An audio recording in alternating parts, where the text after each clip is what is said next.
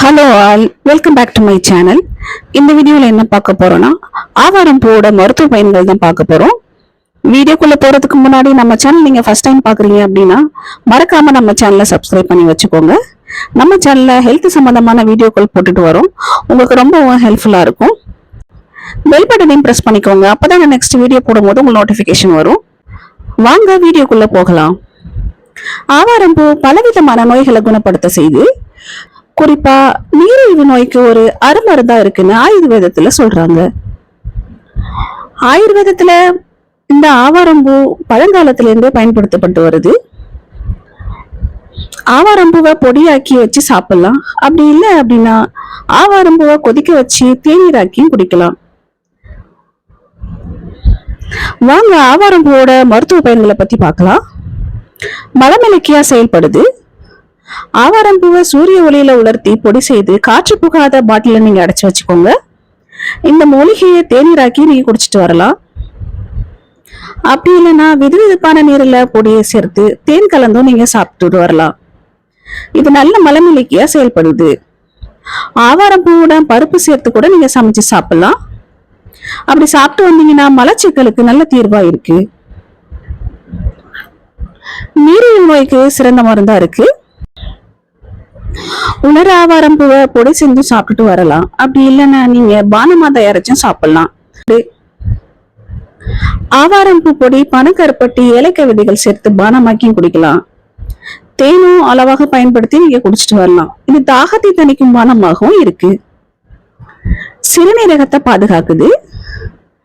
ஆவாரம்பூ பானம் சிறுநீர் கடுப்பு இருக்கும் போது அதை நீங்க குடிச்சீங்கன்னா அது உங்களுக்கு சரி செய்யுது. இதனுடைய வேரிலிருந்து தயாரிக்கப்படும் சாறு இயற்கை டயூரிட்டிக்காக செயல்பட்டு சிறுநீரகத்தை பாதுகாக்குது. நீரிழிவு நோய் கொண்டிருப்பவர்களுக்கு சிறுநீரகம் சேதமாகாமல் பாதுகாக்குது. கொழுப்போட அளவை குறைக்குது. ஆவாரம்பூ சாறு உடலில் இருக்கும் அதிகப்படியான கொழுப்பை குறைக்க உதவுது. அது மட்டும் இல்லாம இது சாப்பிட்றதுனால உங்களுக்கு சைடு எஃபெக்ட் எதுவுமே இருக்காது. சோ நீங்க ஆவாரம்பூ சாறு டெய்லியும் எடுத்துக்கலாம். மார்பக புற்றுநோயை தடுக்குது. ஆவாரம்பூ தாவரத்தின் இலைச்சாறு மார்பக புற்றுநோய் மற்றும் குரல் வலை புற்றுநோய் செல்கள் மீது பரிசோதிக்கப்பட்டிருக்கு.